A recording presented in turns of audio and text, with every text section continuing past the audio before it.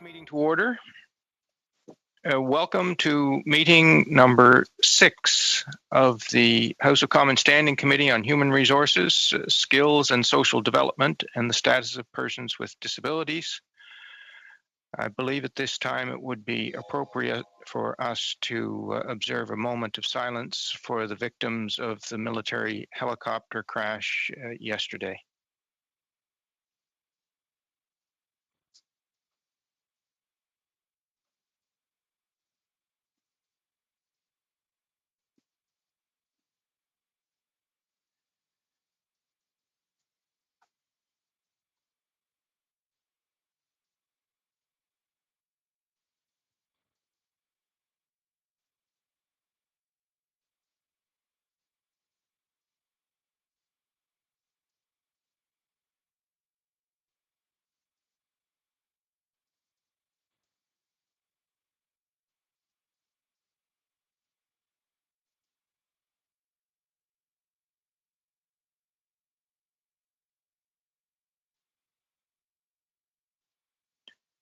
Thank you.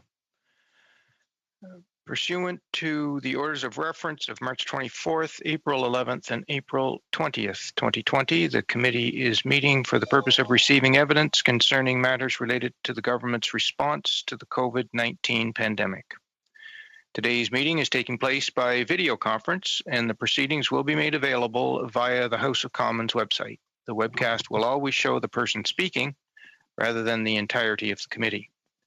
In order to facilitate the work of our interpreters and ensure an orderly meeting, I would like to outline a few rules to follow. First, interpretation in this video conference will work very much like in a regular committee meeting. You have the choice at the bottom of your screen of either floor, English, or French. In order to resolve sound issues from our previous meeting, please ensure you are on the English channel when speaking in English and on the French channel when speaking in French. If you plan to alternate from one language to the other, please also switch the interpretation channel so it aligns with the language you are speaking. Before speaking, please wait until I recognize you by name. When you're ready to speak, please click on the microphone icon to activate your mic. A reminder that all comments by members and witnesses should be addressed through the chair. Should members need to request the floor outside of their designated time for questions, they should activate their mic and state that they have a point of order. If a member wishes to intervene on a point of order that has been raised by another member, they should use the raise hand function. This will signal to the chair your interest to speak. In order to do so, you should click on the participants at the bottom of the screen. When the list pops up, you will see next to your name that you can click raise hand. When speaking, please speak slowly and clearly. When you are not speaking, your mic should be on mute. The use of headsets is strongly encouraged. If you have a microphone on your headset that hangs down, please make sure it's not rubbing on your shirt during your questioning time. Should any technical challenges arise, for example, in relation to interpretation, or if you are accidentally disconnected, please advise the clerk or chair immediately, and the technical team will work to resolve them.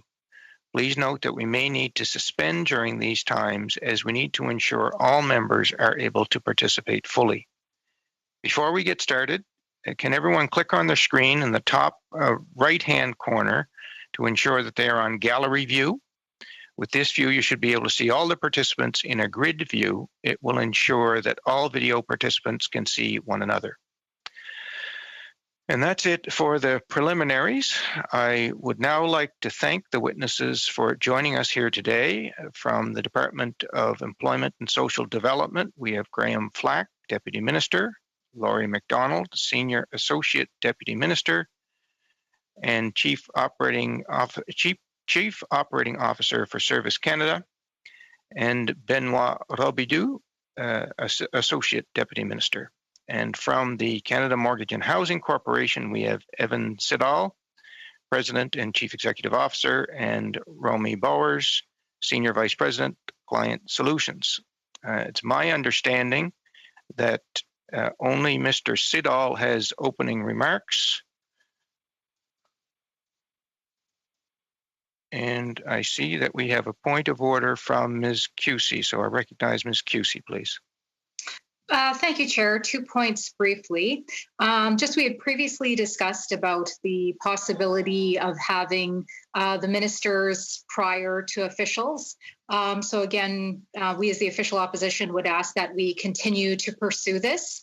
I recognize that we have 3 ministers here in quick succession, but we would very much appreciate if we could continue to pursue the format of having the ministers before the officials. And secondly, it was the hope of the official opposition, and I would feel confident all parties would benefit from this, that if points of order are made during someone's speaking time, that the time taken for the point of order would be added back to the interaction time between the questioner and whoever the respondent is at that time. If we could get a confirmation of that, if this is possible, that would be helpful, Chair. Thank you. Okay.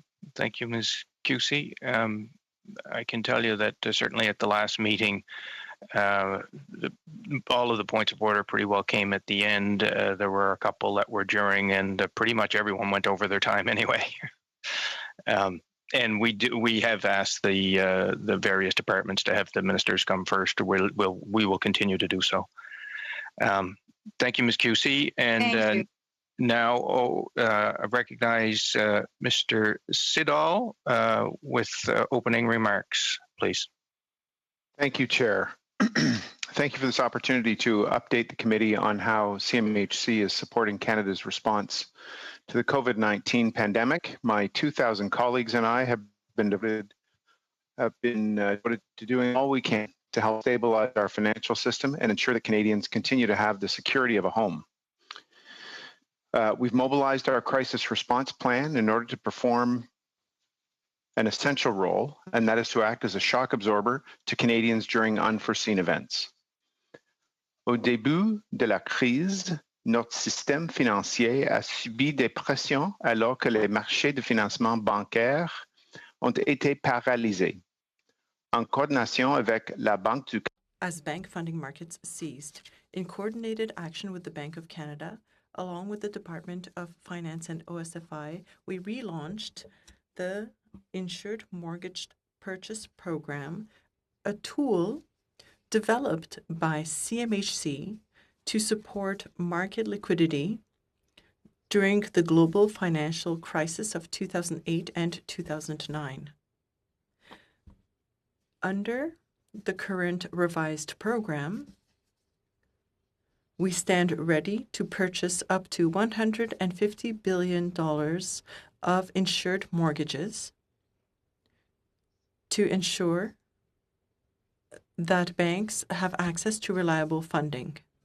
In short, the IMPP provides a safety net to ensure that banks can continue their lending activities so that housing markets remain functional. We are also ready to expand the issuance of conventional Canada mortgage bonds depending on market conditions and investor demand. As Canadians do their part to contain the spread of the coronavirus, more than ever, our homes have become a sanctuary, a sacred place of safety and refuge in challenging times. We therefore acted quickly to offer help to Canadians who are having difficulty paying their mortgages or rent. As the committee knows, excuse me, Mr. Siddall, Ms. Kwan has a point of order. Yes, thank you, Mr. Chair. I'm really sorry. I don't know if others are having this problem, but I can barely hear Mr. Siddall's interpretation. Like, I can't hear him.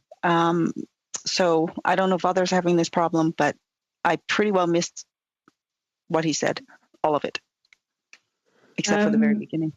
Mr. Chair, if I may, I believe the issue is that Mr. Siddle is on the English channel. When you're speaking in French, can you please switch to French? And then when you're speaking in English, can you switch to I English was channel? told to do that. Okay. Thank you. Okay, I believe it's Okay. Ça fonctionne important. mieux? Yeah, Is this better? get Mr. Siddle's statement. And I'm sorry to do this, sir, but I think it's probably appropriate for you to start from the top. You were probably close to the end, were you? Oh, goodness, no. Okay. I will rewind a little bit and, Okay. and continue. En français. In French. Now. Under the current revised program, we stand ready to purchase up to $150 billion of insured mortgages to ensure that banks have access to reliable funding. In short, the IMPP provides a safety net to ensure that banks can continue their lending activities so that housing markets remain functional. We are also ready to expand the issuance of conventional Canada mortgage bonds depending on market conditions and investor demand. As Canadians do their part to contain the spread of the coronavirus, more than ever, our homes have become a sanctuary, a sacred place of safety and refuge in challenging times. We therefore acted quickly to offer help to Canadians who are having difficulty paying their mortgages or rent. Just going to go right. I'm just going to go right to English. So as the committee knows, the mortgages of millions of Canadian homeowners are insured by CMHC, Genworth Canada, or Canada Guarantee. This insurance protects the lender against default should the homeowner not be able to meet their mortgage obligations. In the face of significant job and income loss due to COVID-19, we provided lenders with the ability to help homeowners who've been financially impacted by the pandemic. In coordination with private insurers, we're offering, first, temporary deferral of mortgage payments for up to 6 months. Second, mortgage reamortization so that homeowners can make lower payments over a longer period. And finally, adding missed payments to the mortgage balance and spreading them over the repayment period. We're urging Canadians who can pay their mortgages to do so, to keep our economy going and reserve financial relief to those who need it most. The same mortgage deferral relief has been made available to our multi-unit clients. These are people who own apartment buildings, for example, and in return, we've insisted on patience from landlords, specifically that they refrain from evictions during this crisis. Meanwhile, we've accelerated support for non-profit and co-op housing providers to ensure that they continue to receive federal rent subsidies so that low-income tenants are not themselves forced from their homes. And again, we've made it clear that evictions will not be tolerated.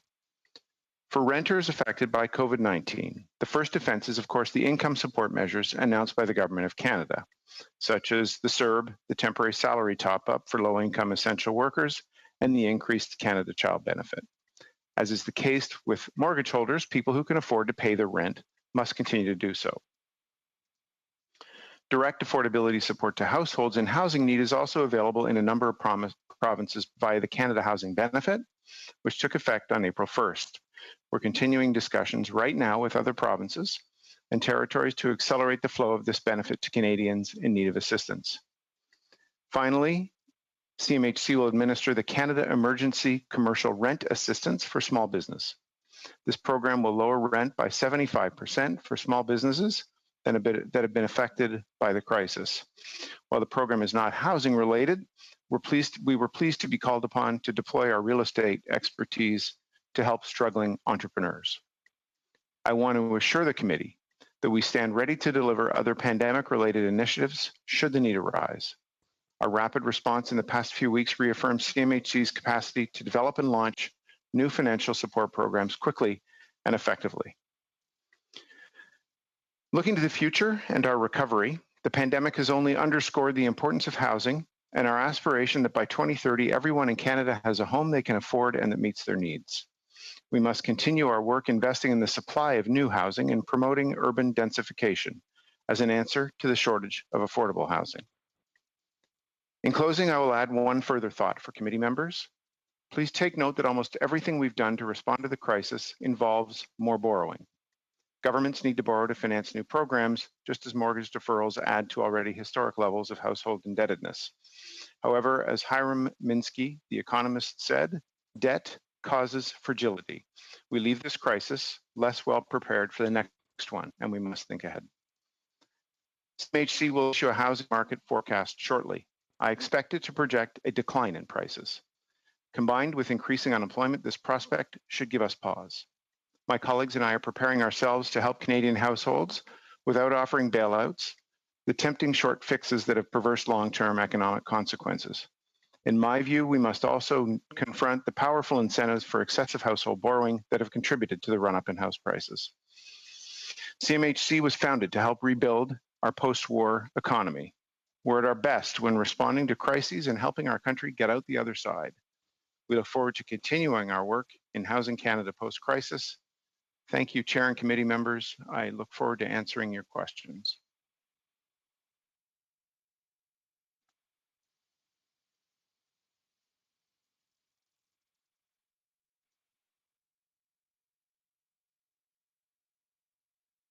Thank you, Mr. Siddall. Now we'll begin with the Conservatives. Ms. Falk, I believe, for 6 minutes.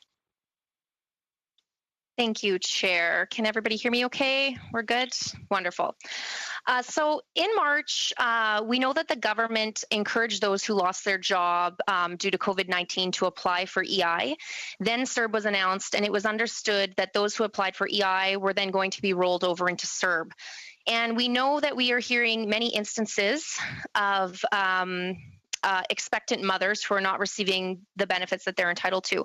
So we know we've heard instances of expectant mothers being told that they are required to start their EI maternity leave immediately, despite qualifying for the CERB benefit, and instances where expectant mothers applied for EI benefits before CERB was available, but unlike non-pregnant applicants, they have not been switched over to the CERB program. So I know many of us know, myself included, who just had a baby 9 months ago, that there is financial costs and changes in life, but a baby also brings great joy. And I can only imagine the stress of having a baby during a pandemic, and on top of that, fighting for benefits when one is entitled to them. So what actions have been taken within the department to ensure that expectant mothers are receiving the benefits that they are entitled to, and to ensure that expectant mothers are receiving accurate information?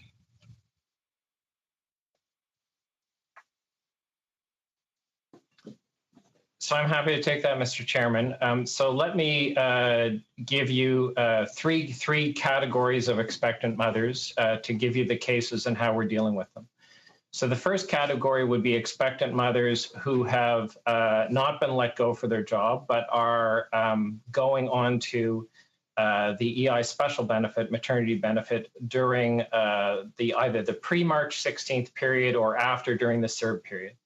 And they will be receiving, that is the part of the EI system that we have continued to have function after March 16th. So whether they went on maternity benefits prior to March 16th or after March 16th, they will be receiving the benefits through EI maternity. So that's 55% of their income based on their qualifications. For women who were laid off prior to them going on maternity leave, and this is a normal function of our EI system, the way it works is they go on regular benefits first under the EI system, and they then are switched over to maternity leave. And in both of those cases, they are on EI benefits, so it's 55% of their salary. So for any woman that you described who's in a situation where they would have been laid off prior to March 16th, prior to March 15th, they would be on EI regular, and then they would proceed to EI maternity benefits. For women who were laid off after March 16th, indeed, our intention is to put them on the CERB for that period, and then to transition them to EI. Our system was not built to be able to do this. And so the teams have been working very hard to allow that to happen in an automatic way. And they have found a solution to be able to do that. But in the interim period, in order to avoid women being without benefits, we put them on EI, even the women who applied after March 16th, so that they would be put in pay and getting benefits. Now, for some of those women, that would mean they would be earning more than the CERB, because in EI you can earn up to $573. For some, less than the CERB. As soon as we're able to implement this solution to the system, the 46-year-old EI system we have, we will be doing two things. The first is everyone who will be enrolled in EI, who's in the situation you described, will automatically go into the CERB and then automatically be transitioned to the EI benefit. Anyone who has been in the EI system since March 16th until now, we will go back and retroactively top up their pay if they were below $500. Yes. I just need some clarification then. So I know I've been contacted by some constituents who are early on in their pregnancy who may not have had the full hours, and they're concerned about not being able to get those full hours. So I'm just wondering, what is the government planning on doing, or the department, to make sure that, you know, men or women who wanted to access maternity or parental leave but missed the hours because they've been laid off for CERB but would have had the hours if they weren't laid off because of COVID. What does the government or the department plan to do so these families and these new children don't fall through the cracks? As Minister Qualtrough indicated at her appearance with you last week, that is an issue that we are looking at from both a policy perspective and a solutions perspective in terms of how to address that issue. Is there a timeline with that? I know it's very stressful, especially for new parents who are having babies and trying to plan. And this could ultimately affect childcare options as well, right? So is there a timeline expected when we can be letting our constituents know that we can have an answer for them? I can tell you we've been working very aggressively on it. As you've seen with the other case you raised, there are also system issues in terms of if one was, for example, to lower the number of hours from the current 600 hours to a different level. We don't want to put forward a solution to you if our system will not accommodate that. So we're finding ways to be able to do that. So there's both a policy issue that needs to be determined, and Minister Qualtrough committed to be able to do that. But there's also a systems issue. This is a 46-year-old COBOL-based system that was not designed to accommodate these sort of changes quickly. And what we don't want to do is put changes into that system that could risk other EI beneficiaries in terms of problems that emerge in the system. But I can assure you we're working aggressively day and night to work through all of these issues as we have through the other issues we've dealt with to date. Thank you, Ms. Falk. Ms. Young, for 6 minutes, please. Thank you very much, Mr. Chair, and thank you to the officials for joining us today. I think it's pretty apparent from that first question that the Service Canada is dealing with some very quick changes in a system that, as you say, is 46 years old. And I think all MPs can attest to the overwhelming number of calls our constituency office have received over the past 5-6 weeks, asking questions about accessing emergency government support through Service Canada.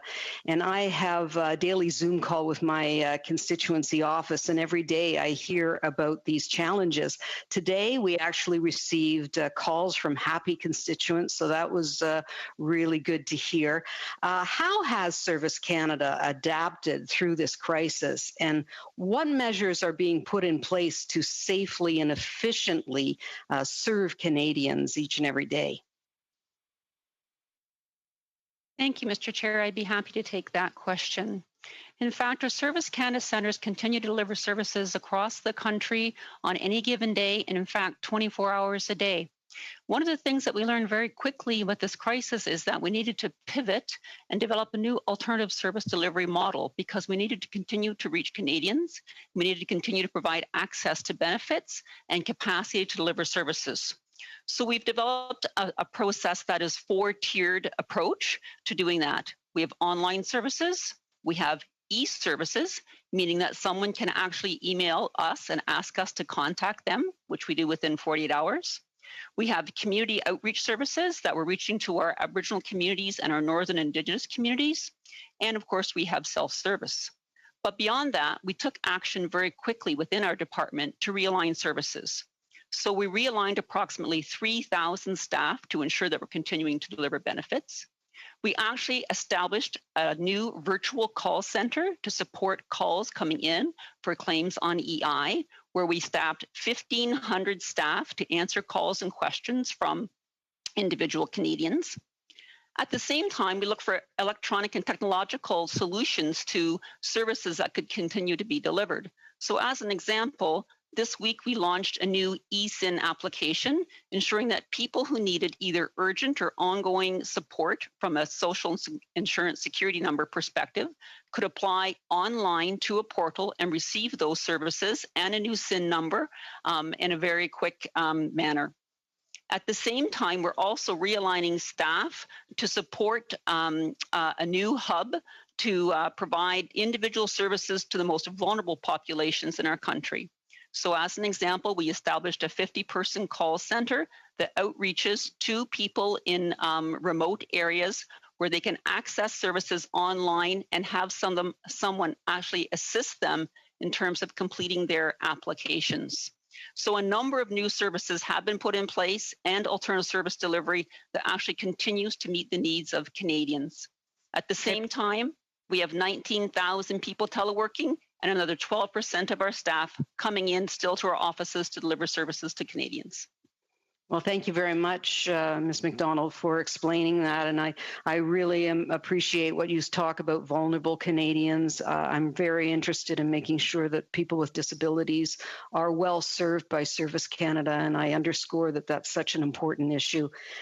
The other question, an area that I wanted to talk about is Indigenous housing and homelessness. And this committee had planned to study Indigenous homelessness in urban areas, but we have had to delay the start of this study because of this unprecedented health crisis.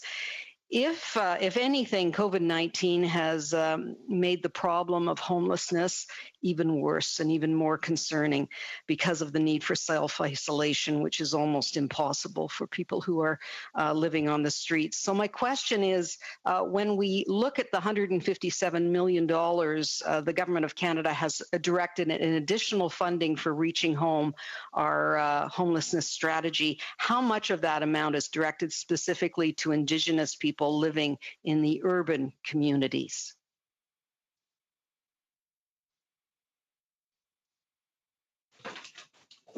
So there's 30 Indigenous communities we're supporting, and I will endeavor to get you the number of exactly how much of the 157 is urban Indigenous, and I'll get that to you shortly. Okay, thank you very much, because I think it is important to know that that is necessary to make sure that our Indigenous communities are well served, and I'd like to get that a number. I also was thinking, I don't know how much more time do I have, but I was thinking about— Less than a minute, Ms. Young. Less than a minute. I was thinking about the magnitude of this crisis and how we determine how long the funding needs to flow, and how will the government know when these funds are no longer needed, and how is that decided? Has that been considered at this point? So I'll start, but Evan may want to come in because he's got measures as well that have potential time limitations associated with it. So we've been working at 3 levels in the department throughout the crisis. So the first is the immediate crisis response. We had a unprecedented, historic drop in employment. To give you the latest numbers, we're at 7.33 million Canadians who are recipients of the CERB. Well over a third of the workforce. These are unprecedented conditions. So the first phase was emergency supports, which we've continued to work with the committee in enhancing in that phase. The second phase, though, is the phase where we see the restart of the economy, and we don't expect that that will temporarily happen at either the same time everywhere in the country or in the same industries everywhere in the country. So it's not like a normal economic recovery where we're likely to see a V or a bounce back that's relatively accelerated. It's likely to be much more unpredictable in terms of how to do that. So we are working through how do we deal with a phase where it's neither on nor off. How do we deal with the fact that even in our own work environments as a federal government, we need to accommodate physical distancing and work through that?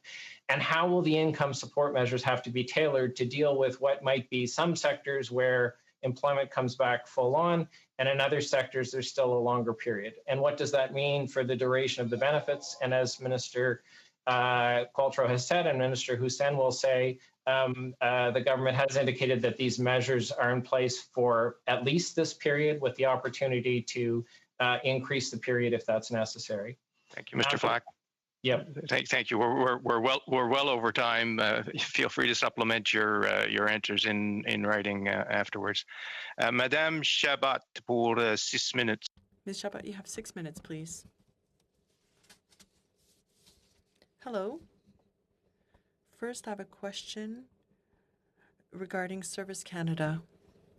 To start, Service Canada adjusted to the period where we were asked to self-isolate with all the repercussions that entailed. I heard the response. Now, in terms of self-isolation and coming out of the self-isolation to resume activities, will Service Canada be reopening centres while respecting the appropriate rules as other businesses will do? Alors, peut-être moi, je peux commencer. Well, perhaps I could start and Laurie could continue. Of course, we have plans internally, and we will be continuing discussions with our management teams to see how the provinces, when the provinces start to reopen their economies, how we can do so as well, because all of our offices are configured differently. Now, in doing so, we have two things we need to consider. First of all, if governments will continue to require social distancing, well, in some of our offices that are smaller, we'll have to see how we can accommodate people. Some offices are physically so small that would be a different situation than in our offices that are bigger, where we are coming up with plans. Oh, excuse me, Mr. Flack, sorry. I think we have a point of order from Mr. Turnbull. Mr. Turnbull, I believe, and perhaps Mr. Long was waving as well. I think we're probably both indicating the same thing. I think Mr. Flack might be on the opposite English channel, because maybe you're speaking French on the English channel, so we're getting the translation is very hard to hear, and I actually couldn't make out what you were saying. I've switched over, said Mr. Flack. Does this work better? Can you hear me better? I've switched over to the French channel. Okay, so briefly, I'll reiterate what I was saying. We are, of course, formulating plans to reopen our Service Canada offices. There are some offices that are so small that if we want to ensure social distancing of 2 meters, well, we actually may not be able to have anybody come to those offices because they're really that small. We're looking at how that could work.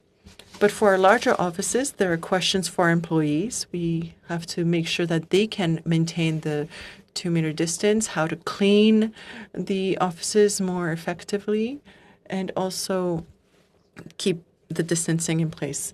But we believe that in the medium term, we will continue to count heavily on digital solutions to provide services, also by telephone, because we may be able to reopen our offices, but people may not necessarily come by.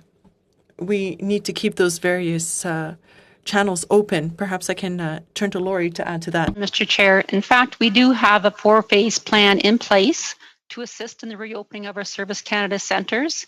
And that consists of looking at things from our physical infrastructure to the current conditions in each of the provinces and territories, the current alternative service delivery model that we've put in place, and how we can continue to meet the safety and security needs of our staff and our clients coming into our centres. It's something we're working on a daily basis and are completely committed to having our offices open in the future as we address these issues.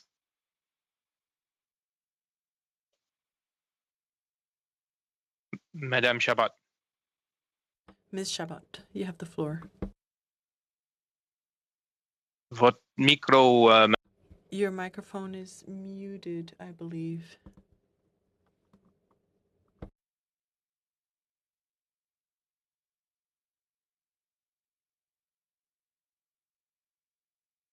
Désolé. Sorry about that. Is this better? Yes, it's working now. For those who are receiving special sick benefits, what we had seen and heard, understood, was that those people, just like people on EI, would be switched over to the CERB.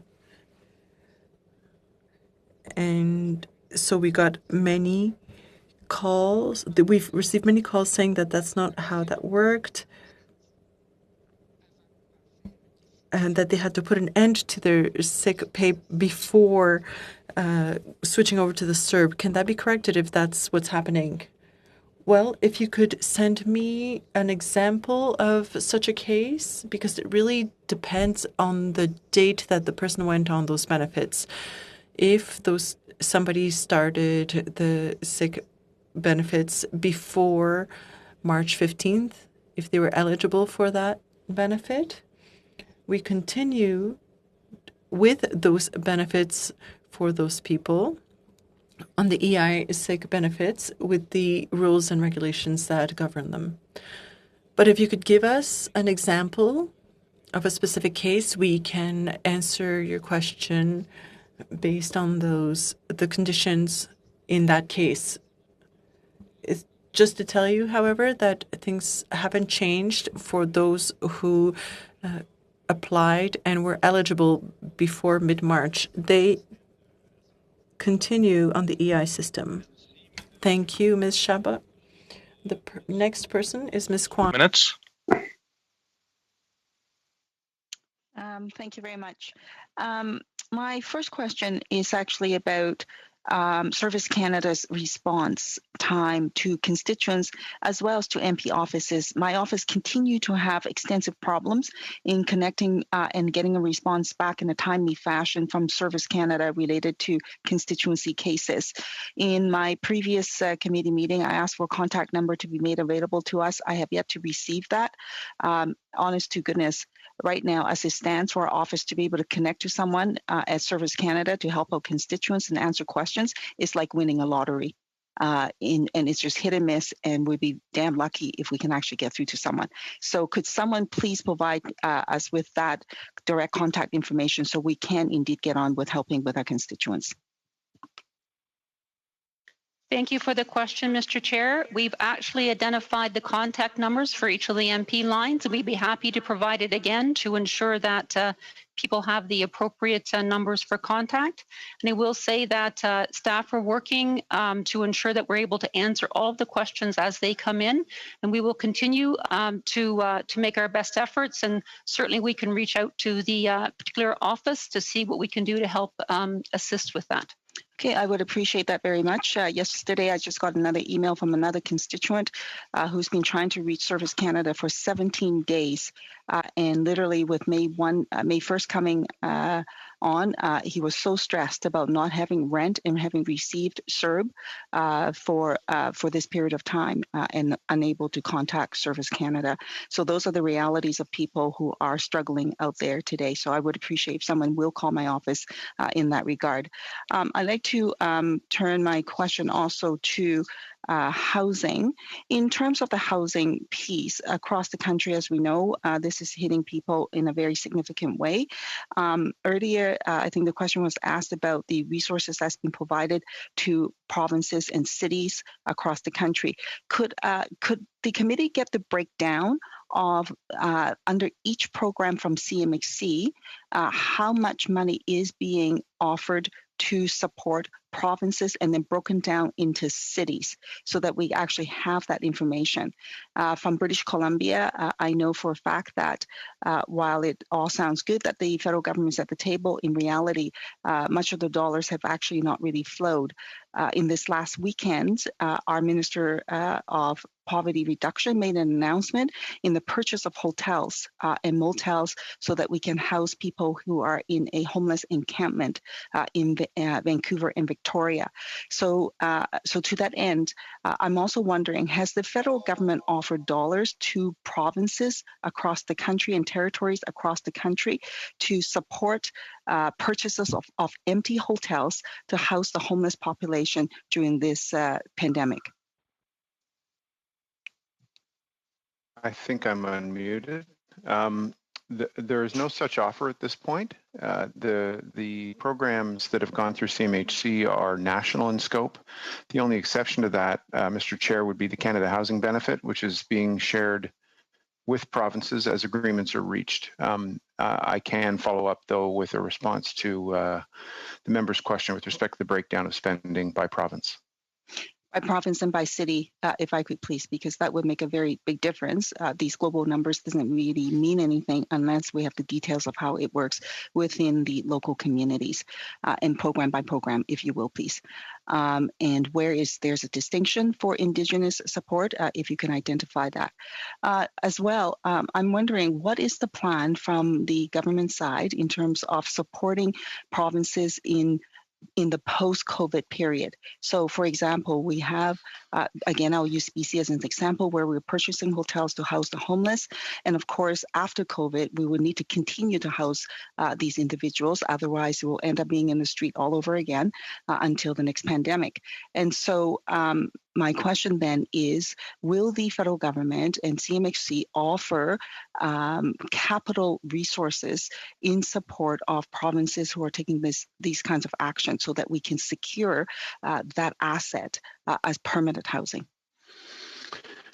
I suspect that's a question that perhaps is better directed to the minister in terms of future plans, Mr. Chair. As far as current plans, we have two funds, the National Housing Co-Investment Fund in particular, and we have another program called the Rental Construction Financing Initiative, where we are maximizing the distribution of that money throughout the country.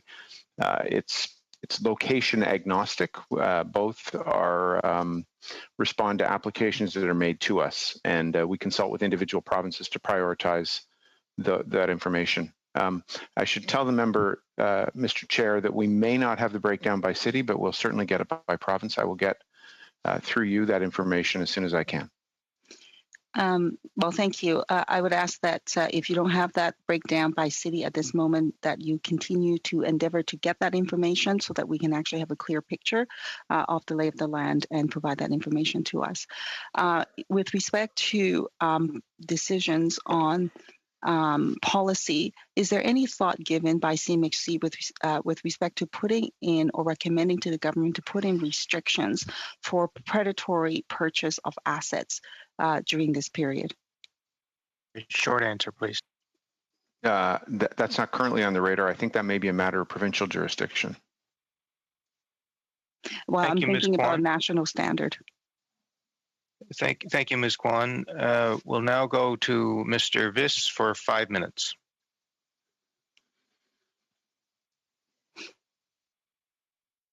Thank you, Chair. This question is regarding the Insured Mortgage Purchase Program. So as I understand it, banks are allowing payment deferrals for people affected by COVID-19, but they are also double ending on the interest charged, first during the deferral period, and then when the deferred amount is added to the back end of the mortgage, where it is then charged interest again.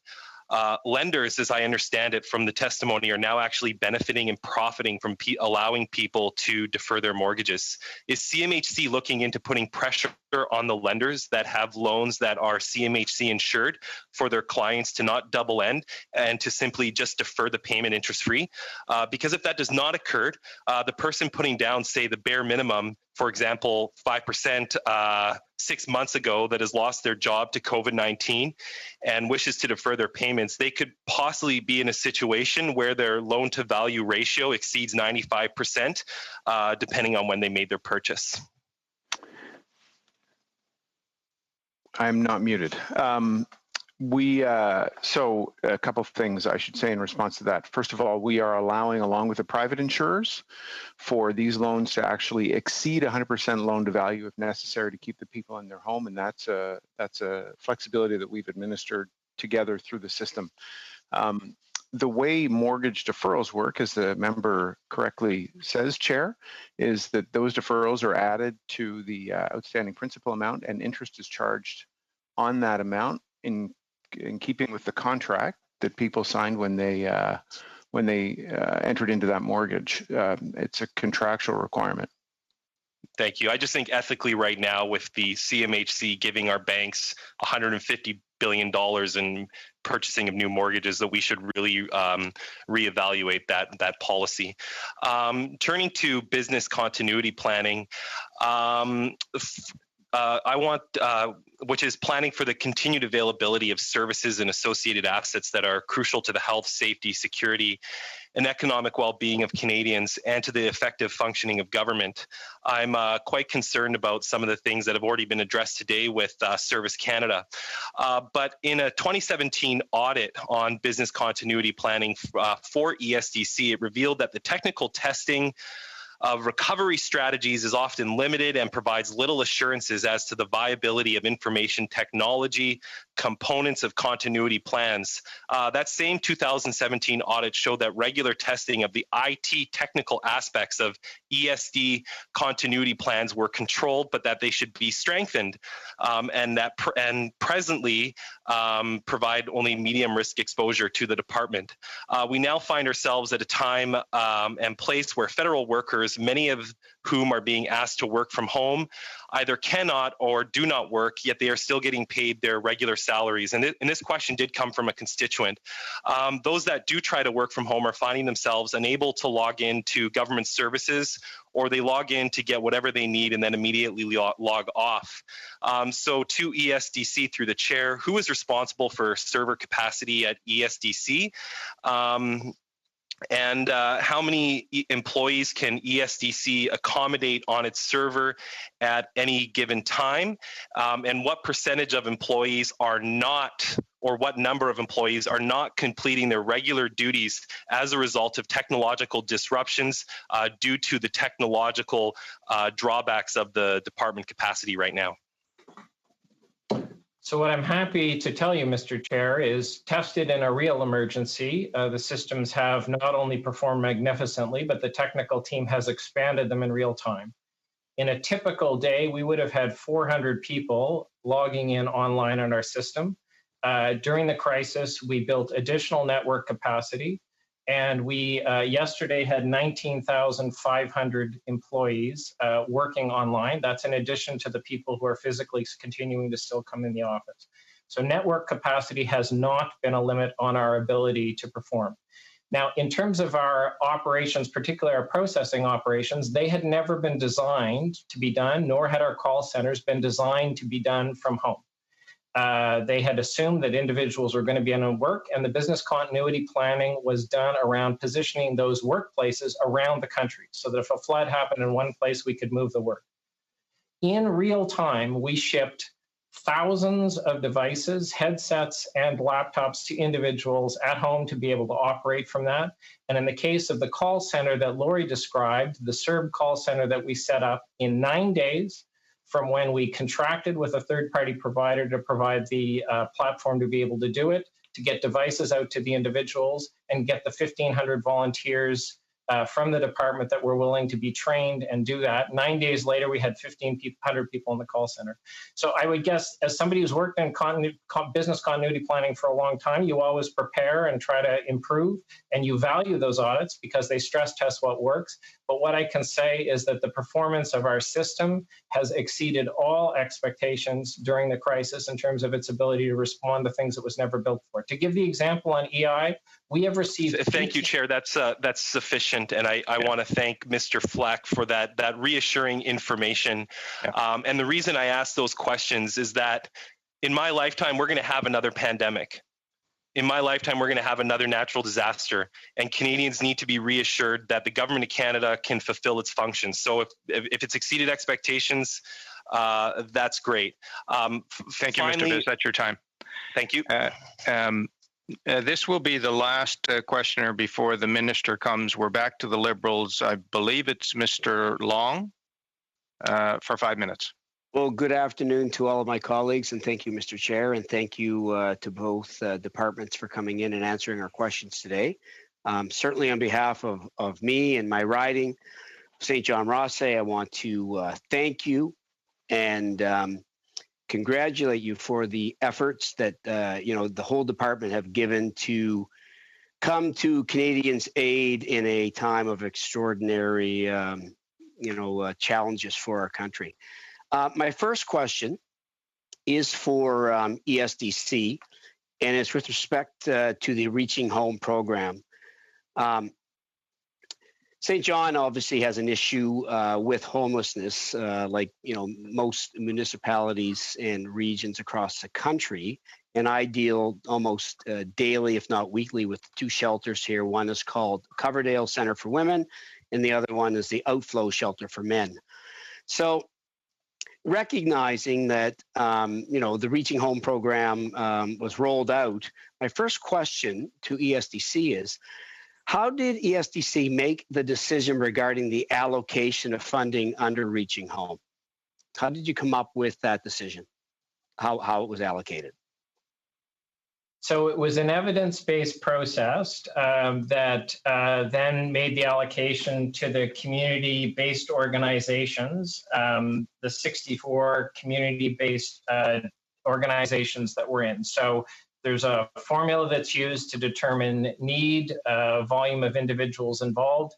The minister ultimately makes those decisions, but it's based on the evidence we have to be able to compare those communities. And if I could just slip in for the original question I got on Reaching Home, 10% of the Reaching Home allocation is for urban Indigenous, so that's 15.7 million.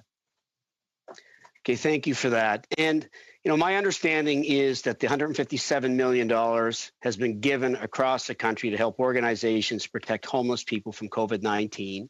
Obviously, in my riding, money was allocated to Human Development Council, Randy Hatfield and his team, to allocate that money to the shelters and organizations in the riding that certainly need it. And I know the question earlier was asked, but how did you determine the regional breakdown of funding? How did you come up with that? So what we did, the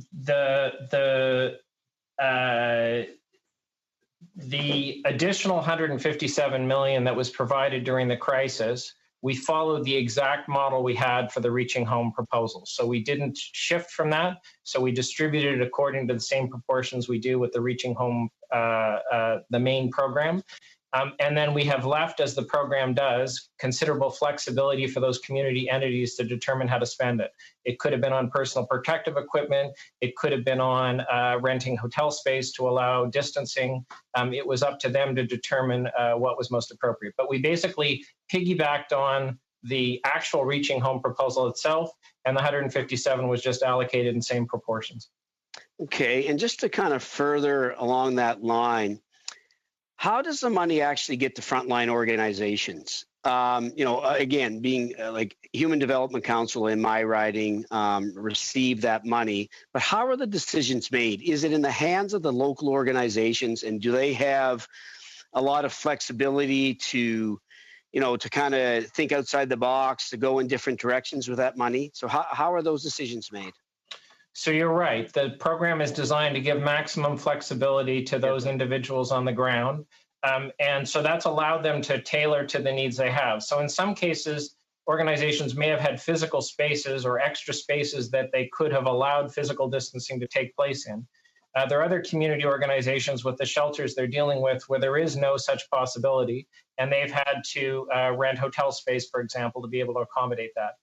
Some have had protective equipment shortages, so we really leave it to them to be able to do that. Now, it has been assisted by the fact that Health Canada, FAC, has issued guidance on March 23rd on measures to take in homeless shelters. So I think there's an evidence base on which to guide that, but we really have left that to the community-based organizations to determine what is the greatest need on the ground and to adjust as they need to. So very little intervention from us, maximum flexibility to those on the ground. Have you had much feedback yet from the organizations on the ground with respect to the extra money, the allocation? Have there been any red flags or any major concerns flagged? Well, that's something that the minister and Mr. Vaughan on the committee might want to address, because they've had considerable contact with folks on the ground to get feedback and to allow us to adjust. Okay. Thank you, Mr. Flack. That's an excellent note to end on, because the minister is up next. So that's your time, Mr. Long. We're going to suspend just long enough to check. We're just going to enough to get a mic check for the minister, and so maybe 3 minutes, and then we'll be right back. So we're suspended. Thank you very much.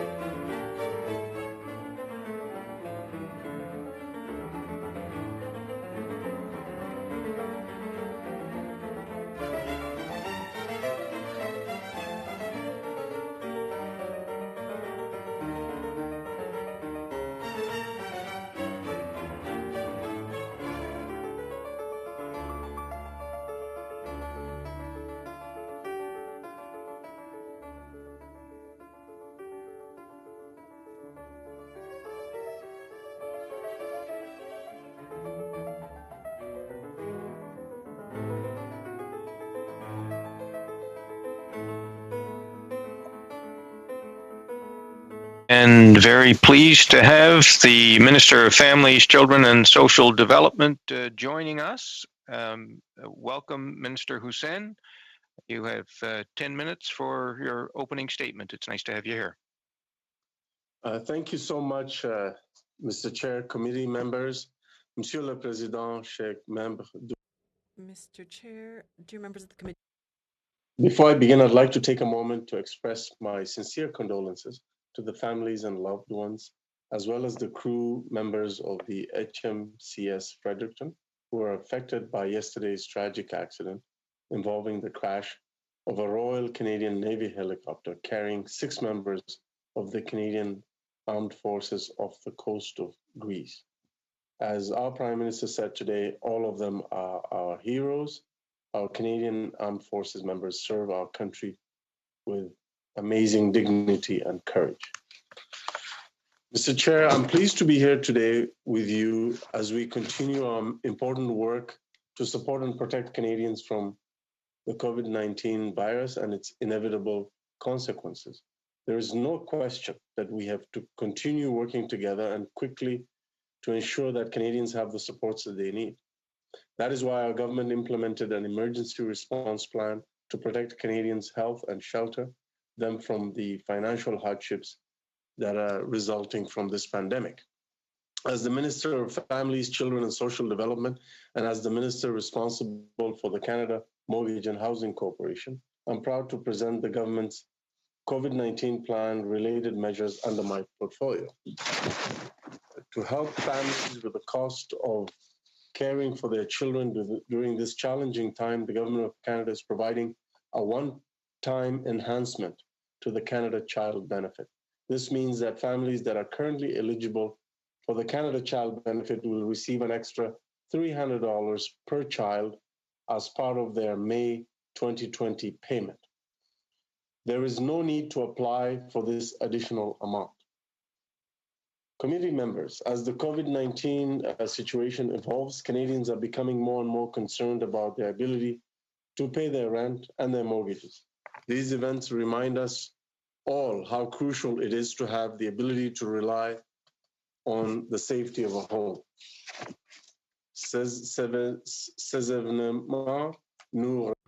These events remind us how crucial it is to ensure put measures in place to help Canadians stay in their homes and find appropriate shelter to protect themselves and their families. Our first and foremost defense measure for all Canadians who are financially impacted by COVID-19, whether they are homeowners, landlords, or renters, is the Canada Emergency Response Benefit. This being said, it is important to note that housing providers have a most important role to play in safeguarding public health and protecting our economy. We are all in this together. Here's how the government is making a difference in helping Canadians shelter in place. Voici comment le gouvernement. This is how the government is making a difference in helping Canadians find what they need. Available for homeowners who are having difficulty paying their mortgage due to the COVID-19 outbreak. If their mortgage is insured through the Canada Mortgage and Housing Corporation, Genworth Canada, or Canada Guarantee, the government has put the following options in place. Temporary short-term deferral of mortgage payments for up to 6 months, loan reamortization, making lower mortgage payments over a longer period of time, adding missed payments to the mortgage balance and spreading them over the repayment period, or a combination of the above options. Canada's 6 major banks and mortgage lenders have announced measures to support all homeowners in the eventuality where mortgages would not be insured by CMHC. For landlords who are having financial difficulties, they also have access to the same relief measures as homeowners, such as mortgage payment deferral. These measures will allow landlords to show compassion and patience to their tenants in these extraordinary times. Tenants who cannot pay their rent because of financial difficulties related to COVID-19 should contact their landlord. All provinces and most territories representing nearly all of Canada's population have issued full or partial eviction bans. The government expects any housing provider to act compassionately and refrain from evicting their fellow Canadians, especially those who have received funding, support, or mortgage insurance from CMHC. It is also important that renters, homeowners, and tenants who are still able to pay the rent do so on a regular basis. Canadians must continue to remember that financial relief measures are for those who need it the most. The COVID-19 pandemic in Canada is also having real and tangible public health, economic, and safety impacts on all Canadians. Those experiencing homelessness are at heightened risk of contracting and transmitting COVID-19. The government has to ensure that the homeless serving sector has the support that it needs to prepare for, prevent, and manage any COVID-19 outbreaks. In addition to the $157.5 million investment announced to support people experiencing homelessness through the existing federal program called Reaching Home, the government has also provided an additional $15 million to help those large urban centers that faced immediate and urgent needs at the start of the pandemic. This included funding to purchase beds, physical barriers for social distancing, and to secure additional accommodation space to reduce overcrowding in shelters. The government is investing this money quickly through our existing community partners. In addition, we also moved $50 million directly to women's shelters to enable them to deal with the consequences of COVID-19. This funding will enable communities to quickly invest funding in services that have the most impact based on their circumstances and needs. Lastly, we acted quickly to support charities and nonprofit organizations. These organizations have always been at the forefront in helping the most vulnerable in our communities at a time when they're being called on to do more by more Canadians. They're finding that they're facing unprecedented challenges in terms of a drop in donations and a drop in the number of volunteers available to deliver their services. We have to ensure that these organizations that is why we made sure that these organizations are eligible for the wage subsidy. But we also announced a $350 million emergency support fund that will help the sector respond to COVID-19. Committee members, we are all in this together. By addressing the financial needs of Canadians, the government is doing its part to mitigate the spread of COVID-19 virus and to protect Canadians during this pandemic. Thank you, and I will now be very happy to answer any questions you may have. Thank you very much, Minister. We're going to start off with Ms. Cusey for 6 minutes. You have the floor.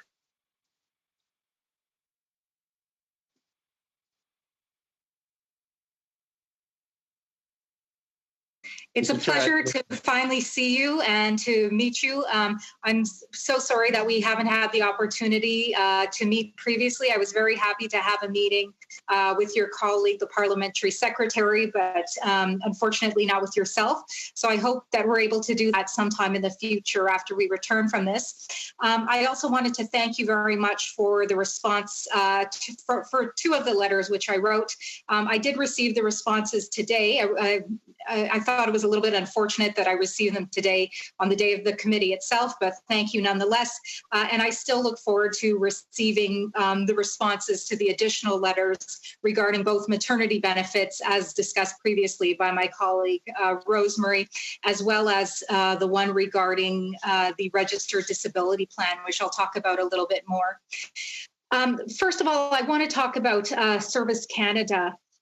We've heard a lot about this on the call today, and I am hearing this as well from constituents and from constituents across the country, in particular from some of the most vulnerable communities, including seniors as well as Canadians in rural communities, that they're having trouble accessing Service Canada through telephone lines and given the closure of the service centers.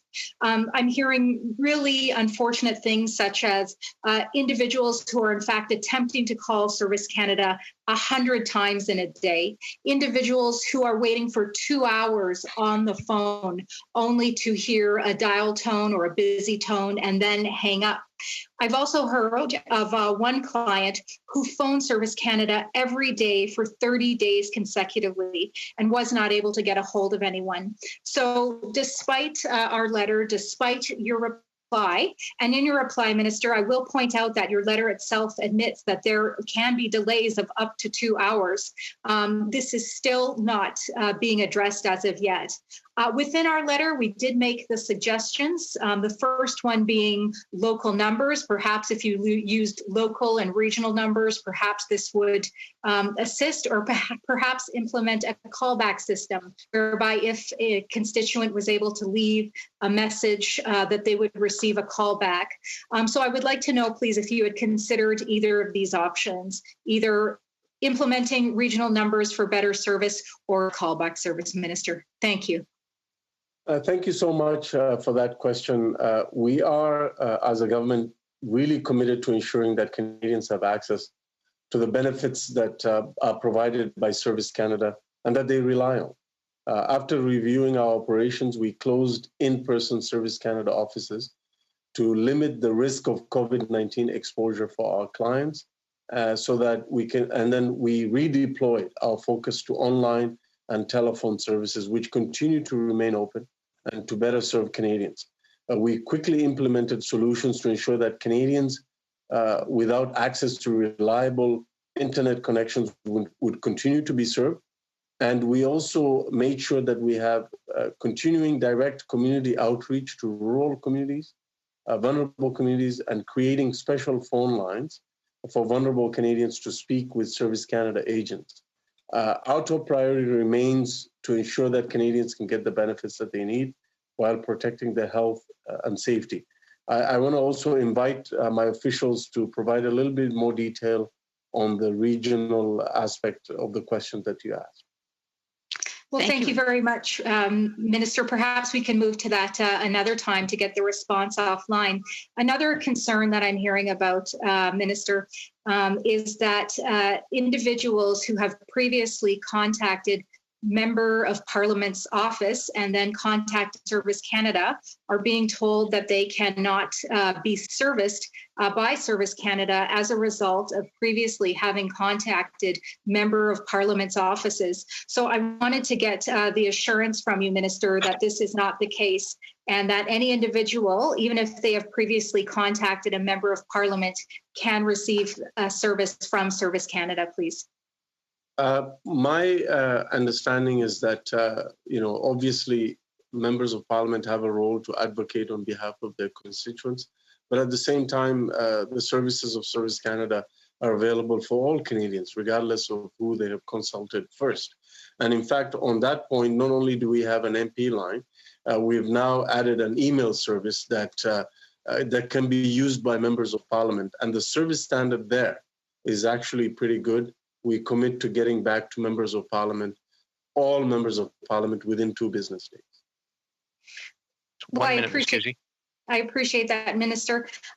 However, though, we are still hearing, as I said within the letter, you said that there is still a 2-hour delay, and we are not seeing improvement despite the weeks that have been given to Service Canada to improve these services specifically for the vulnerable, such as seniors and those in rural. We've also heard of things such as individuals, Service Canada employees being sent home with not enough equipment to do their work, EI employees taking too long to train or leaving their newly found positions in an attempt to help as a result of just finding it too difficult to assume the training. So I hope that you will work with Service Canada in an attempt to better serve Canadians, Minister. Thank you.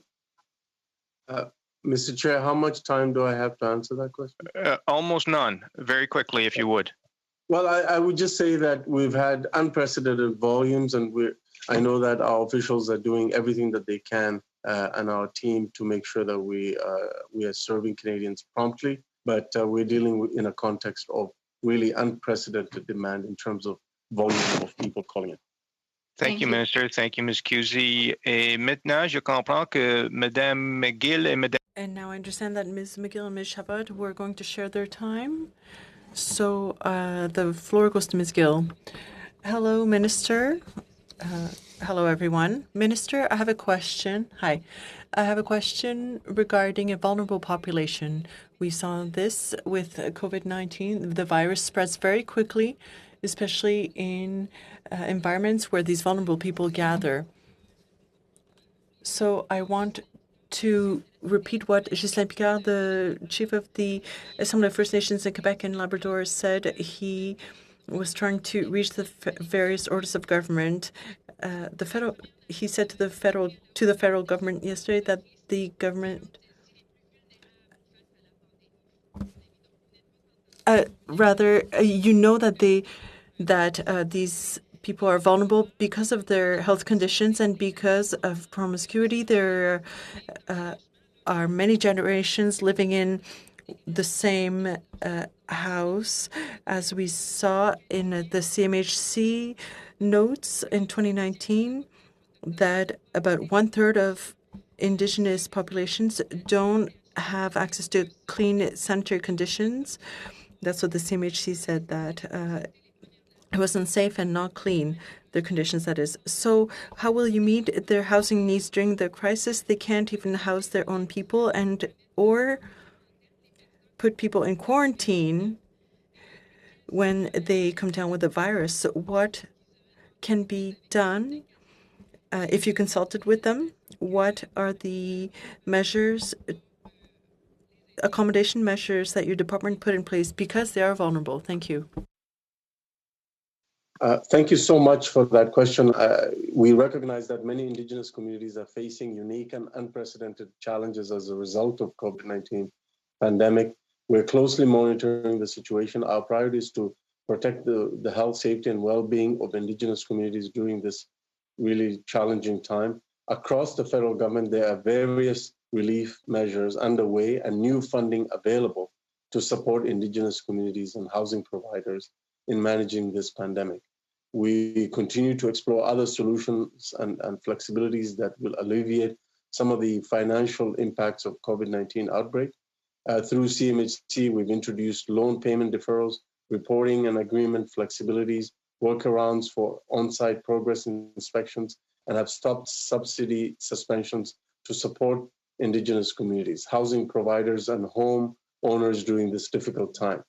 CMHC is also working hard to ensure funding continues to flow for on-reserve programs that help build new and repair existing housing while being sensitive to the working environments of many Indigenous communities right now who have needed to close or restrict access to their communities.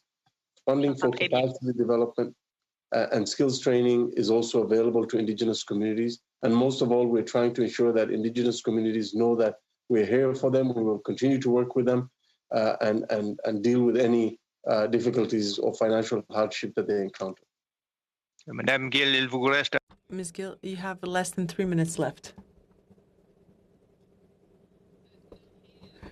Well, thank you, Minister.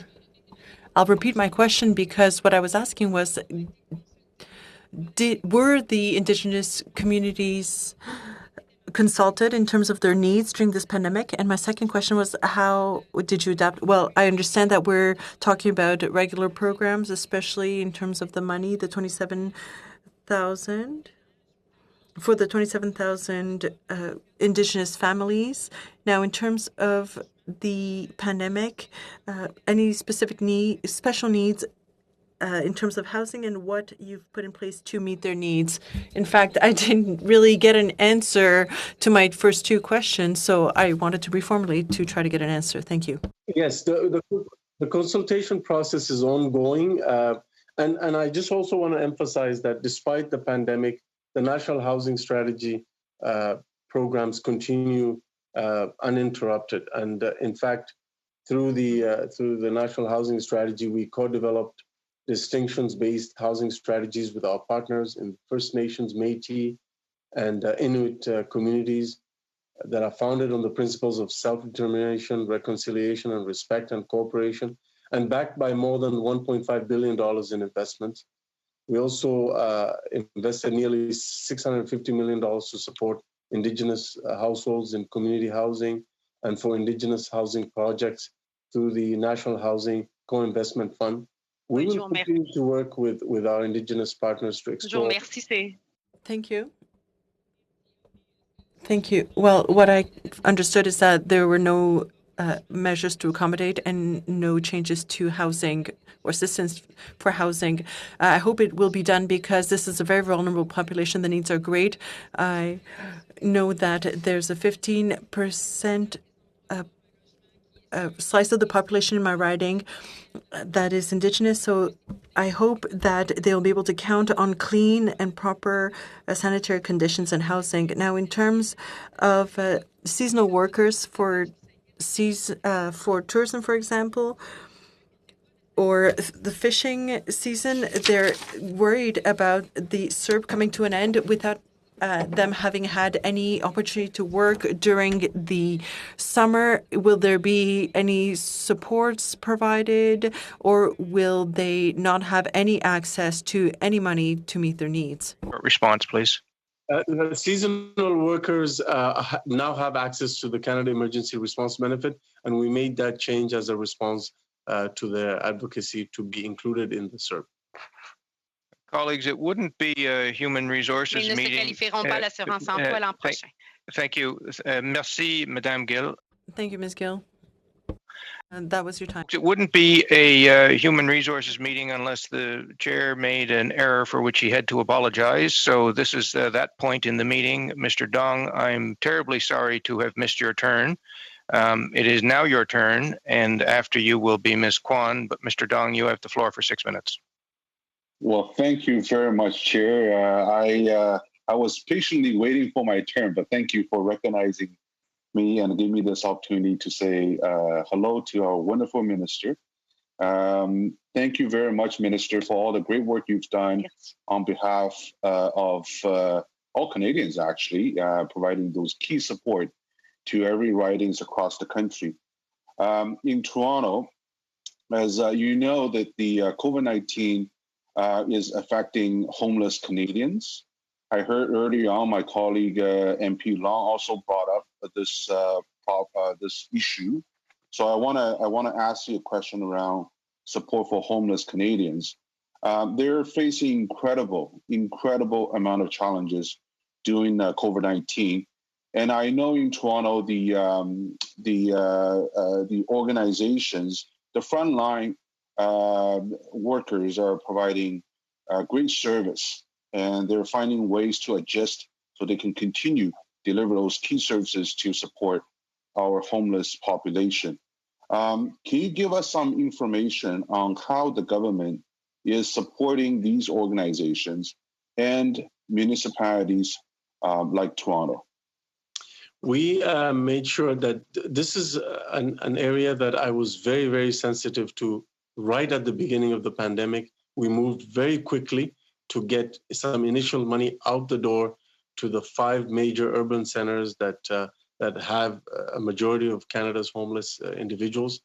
And then on top of that, we flowed money to the community entities, including in Toronto, to the tune of $157.5 million. And we got that money out in very fast. And it's important to note that this is additional money to the regular Reaching Home money that we fund every year to the community entities. The City of Toronto got over $22 million when you include the additional Reaching Home money plus the initial money that we got out the door quickly. The second key point about the money that we got out as part of the COVID-19 related Reaching Home money is that we made the decision to make the use of that money by the community entities and by the frontline organizations as flexible as possible, so that as they respond to the COVID-19 pandemic, that they use that money for whatever purposes that they need to either prevent an outbreak of COVID-19 among the homeless population and or contain any potential outbreaks. So we've given them flexibility to acquire hotel rooms, to acquire motel rooms, to acquire personal protective equipment and cleaning supplies and so on. And so we've really freed their hand to be able to respond as they see fit in terms of what the local circumstances demand. Thank you, Minister. It's another sober reminder that we are all equal in facing COVID-19. The importance of looking after each other. It doesn't matter your social status or your wealth or whatnot. We all equal. And thank you very much for continuing to provide support to help our homeless population. In Don Valley North, my riding, the housing affordability and affordable housing has always been on the top of people's mind. And the rent is a big issue. That's what I've been hearing in my constituency. And in a lot of cases, it has gone up so much. In some cases, gone up double digit in right now, during COVID-19, which is appalling. And I'm just wondering, and also the fact that COVID-19 has effectively stopped the building or slowed down the construction of new housing inventory. And with so many people out of work, what is the government doing to ensure that everyone can keep a roof over their head? And are you considering residential rent support programs? Our government's priority is making sure that Canadians are able to keep food on their tables and a roof over their heads at this difficult time. So our first focus was making sure that we got money out the door into the pockets and hands of Canadian workers and Canadian families. That is why we introduced the Canada Emergency Response Benefit, which has already provided income support to millions of Canadians, as well as the Canada Emergency Wage Subsidy, which launched on April 27th. We've also given, of course, families a top-up to the Canada Child Benefit and Canadian individuals and couples an increase in the GST tax credit. Pre-COVID-19, as you know, in Ontario, we had signed the Canada-Ontario housing benefit, which is also meant to help people, vulnerable populations with rent affordability. All 10 provinces have implemented a form of eviction freezes, and we commend them for taking this action. We will continue to look at all options possible to boost funding for Canadians and help in this area that is essentially a provincial jurisdiction, but we have also made sure that we've gotten money into the pockets of Canadians so that they can pay the rent and pay for their other necessary expenses. Yeah, thank you, Minister, and thank you, Mr. Dong, for your patience and for your questions. That's your time. Next, Ms. Kwan for 6 minutes, please. Well, thank you very much, Mr. Chair, and thank you, Minister, for coming to our committee.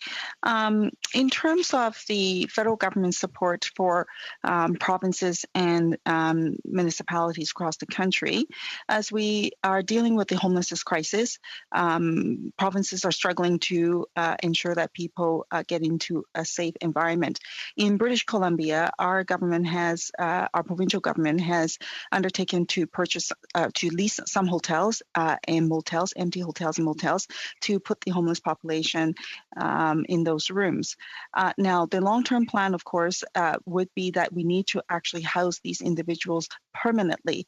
Will the federal government contribute to the capital cost of these purchases with the provincial government? Thank you very much. I want to begin by saying that with the additional Reaching Home dollars, that is on top of the regular Reaching Home funding. So between those two additional amounts, municipalities have extra fiscal room to be able to go out for the money that has been freed in their regular approaches to homelessness to actually purchase these properties. Well, with all due respect, Minister, is deficient. I can tell you that right now. The contribution from the federal government is somewhere between 10 to 12%, 15 at best, in terms of support to the provinces, and that number is deficient.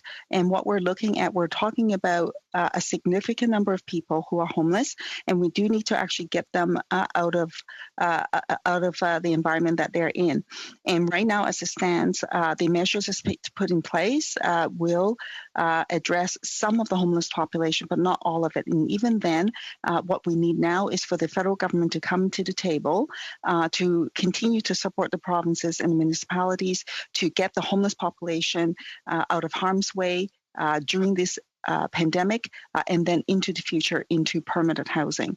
And so I can answer that. I mean, I didn't really get to finish my response. Unless you, I'm not sure.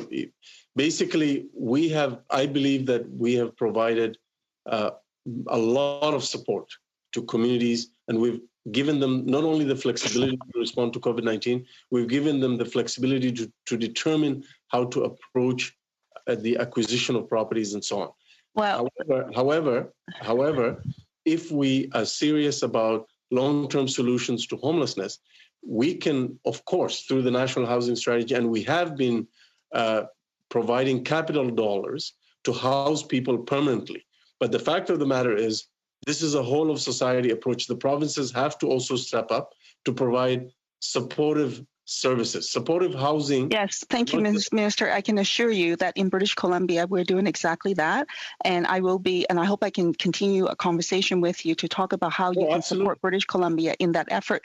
By way of an example, when you say a lot of money has been given to local communities and organizations, just again, taking my riding as an example, for the urban Indigenous community, we're the third largest urban Indigenous community in this country. The allocation of funding that we got out of that $15 million, which is deficient, by the way, in terms of supporting urban Indigenous peoples in this country.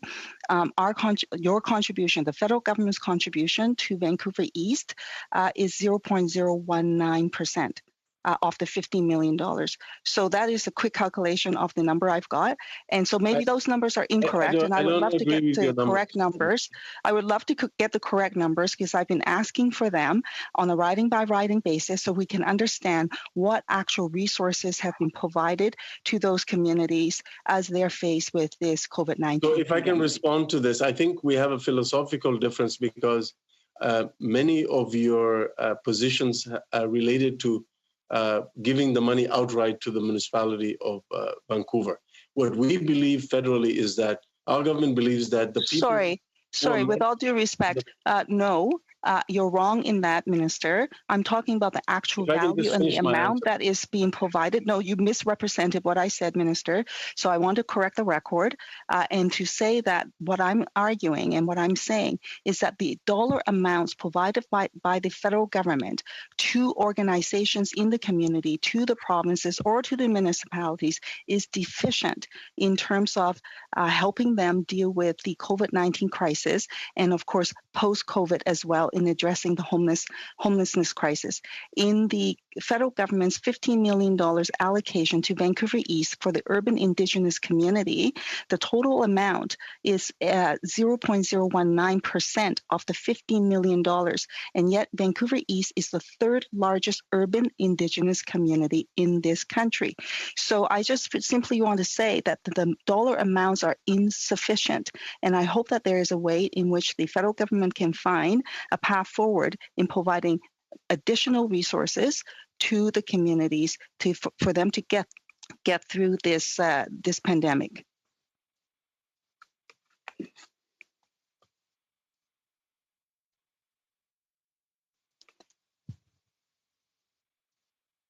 Minister. Yes, I thought you were making a statement. I didn't hear a question there. Sorry.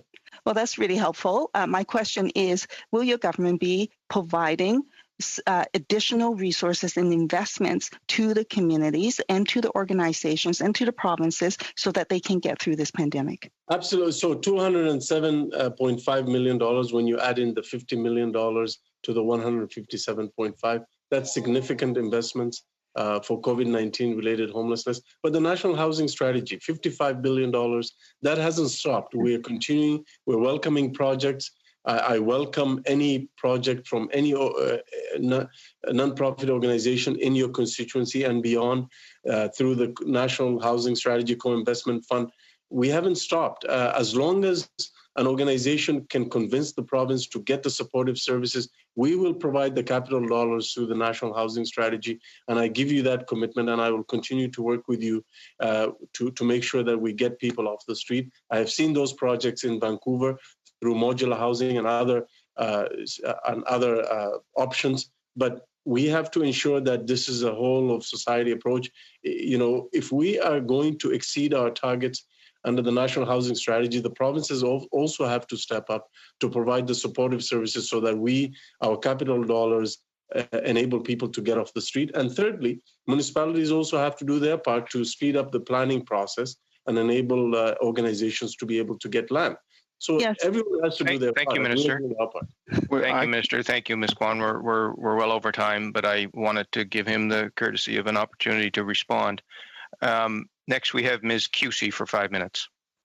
One moment, Ms. Cusey. I think Mr. Vaughn has his hand raised. Do you have a point of order, Mr. Vaughn?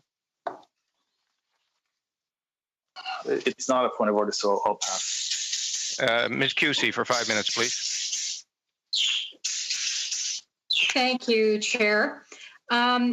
Minister, my next question is in regards to a letter that I recently sent you along with my colleague, the Member of Parliament for Calgary Shepherd, Tom Kamich, and it's regarding the Registered Disability Savings Plan. Unfortunately, it seems as though this service desk, this 1866 number, has been disabled completely during this time. And it's leaving a lot of families in very vulnerable positions who rely upon this benefit without a desk to service their inquiries. So I am asking you, please, if you will please commit to restoring this phone line, please, Minister, for the sake of these families. A very important question, and I completely understand the urgency of the situation. Unfortunately, this is actually not a service that falls within my portfolio. It is completely under the Canada Revenue Agency, and I would invite my officials to comment further. Thank you, Minister. My next question is regards to a news story that came out today where $33,000 in government checks were found on a routine patrol by the RCMP in Surrey, British Columbia. $33,000 worth of government checks, including many which could have very possibly were in fact indicated, some of them being CERB checks. $33,000, we know with the benefit available that this could be up to 15, 16 families even that are missing their CERB benefit at this time and who are looking forward to these checks arriving in the mail. So I'm asking, please, Minister, if you will do an inquiry with Service Canada as to how this discrepancy came to be, that these checks were somehow stolen or taken away, and to ensure through the delivery of this service that this never happens again, please. I will, thank you very much. A very important question. I'll ask my officials to respond, please. Thank you very much.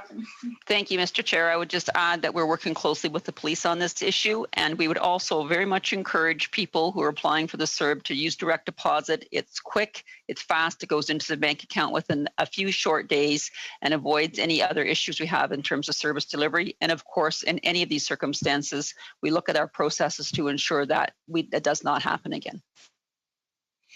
Thank you very much for that. I'm very happy to hear that. We've heard a lot of discussion to this point in regards to the maternity benefits. We've received some good information from the officials in the previous round. Of course, there's been incredible confusion around pregnant mothers across the country who attempted to because did not have opportunity to apply for the CERB, then who were told that they had to go on their maternity leave immediately, resulting in more panic and more disappointment and more confusion. And then even most recently, in receiving the benefit, not getting the same amount of the benefit that they would have received on EI. In particular, of course, we've seen in the news today the story of Christian Aldridge out of Airdrie, Alberta here, who is in fact filing a human rights complaint against delivery of the CERB or undelivery of the CERB for pregnant mothers, for those attempting to go on maternity leave or will be going on maternity leave.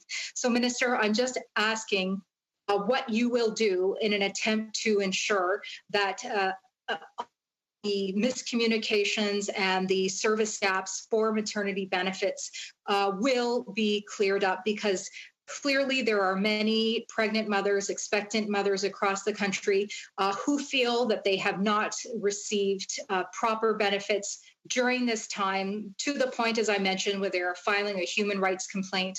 What you will commit to, please, so that we ensure that these gaps are filled and that they feel taken care of during this difficult time, which should be a time of joy as they look forward to welcoming their child. Thank you so much for your question. We are aware that some expectant mothers are being moved to EI regular claims, but we are working to ensure that persons who are expecting a child and who are eligible for the CERB can receive the benefit, even if they expect to start an EI maternity or parental claim soon.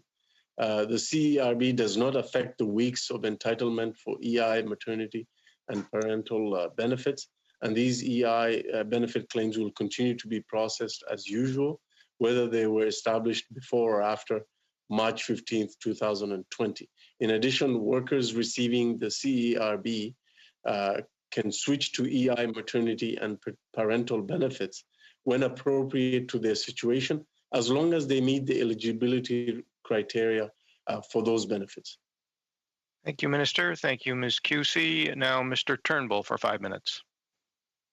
Thank you, Mr. Chair, and thank you to the Minister for joining us today. It's always a pleasure to have an opportunity to ask you a few questions. For me, I'm really proud of Canada's strong and robust nonprofit and charitable sector. We have over 170,000 nonprofit organizations. That's an estimate in this country, with about 85,000 having charitable status. And I know that these organizations are essential to our strong social safety net that we have in this country, which I think we're all very grateful for at a time like this. These organizations are definitely experiencing unprecedented instability. We talk about supports for small business and many other segments of our economy, but I think the nonprofit charitable sector deserves support as well. So, Minister, if you could tell us a little bit about how we're ensuring that the sector can weather this financial crisis, and whether you see that in phases, and what does our support for that sector look like? Well, I'm really glad you asked that question, because the nonprofit sector and the charitable organizations, they do amazing work every single day. Many Canadians from coast to coast rely on their services.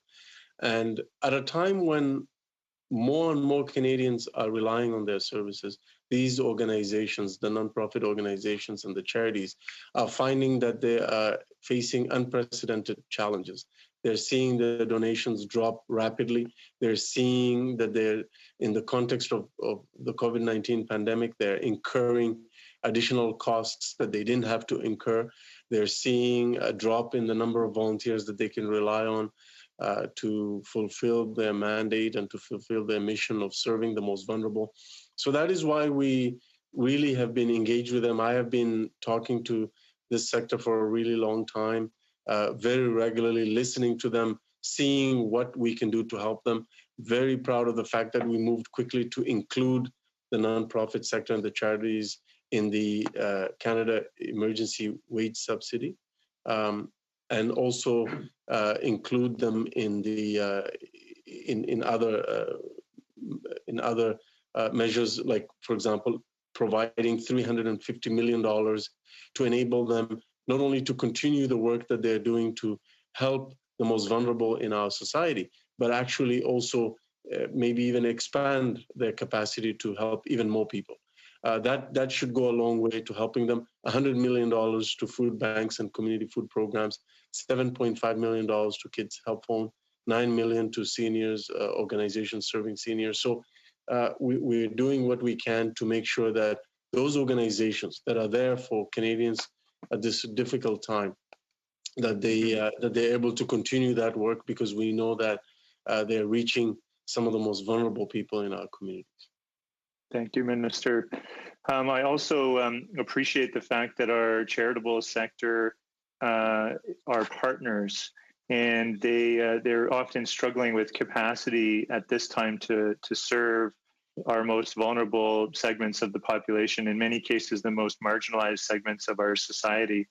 As my colleague Mr. Dong talked about, really appreciating us being able to take care of the most marginalized. What else are we doing in terms of equipping them to serve the most vulnerable or marginalized populations? One of the key things that we're doing is through the $350 million fund, one of the three national intermediaries that we're using is the Canadian Red Cross, precisely because of their long experience and expertise with respect to dealing with emergencies and their ability and their capacity to help organizations equip and transform their services to COVID-19 pandemic environment, which means training, being able to increase the capacity of organizations to train volunteers properly to deal with the effects of COVID-19, but also helping organizations train volunteers with respect to how to use personal protective equipment and other supplies. So that is another way we're helping charities and nonprofits deal with COVID-19 impact. On top of that, the nonprofit sector and the charities have submitted a proposal to the government for further supports to keep them resilient and survive COVID-19 and emerge stronger from this challenge. And that is something that the government is looking at and having a conversation with the sector. Thank you, Minister. Thank you, Mr. Turnbull. Ms. Cusey, please, for 5 minutes.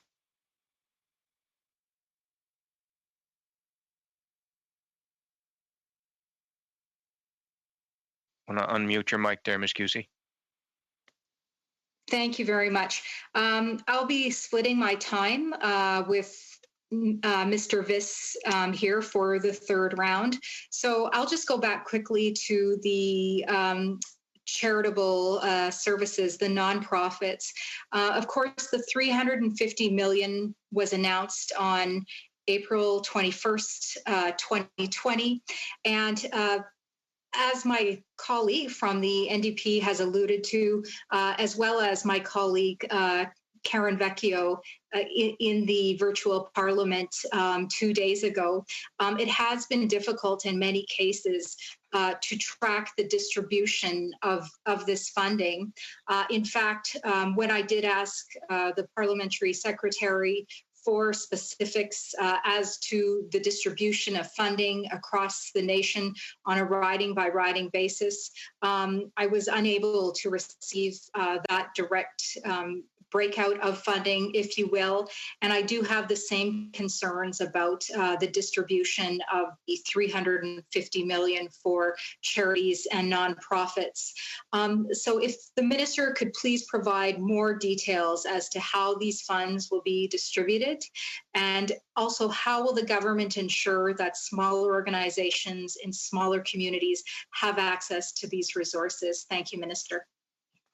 That's precisely why we have made sure that we are using three trusted and long experienced intermediaries who have a national presence in the territories, in rural Canada, in urban Canada, right across the country.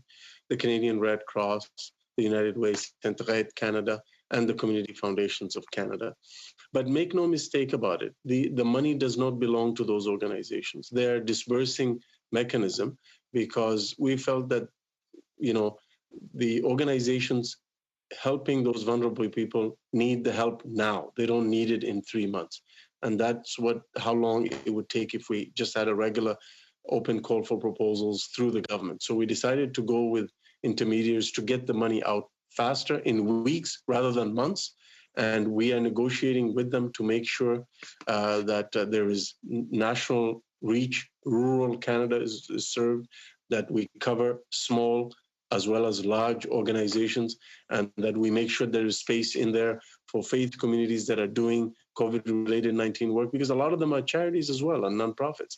So the funds will be open to everyone as long as they're a nonprofit or charitable organization that is engaged in serving the most vulnerable Canadians in the context of COVID-19.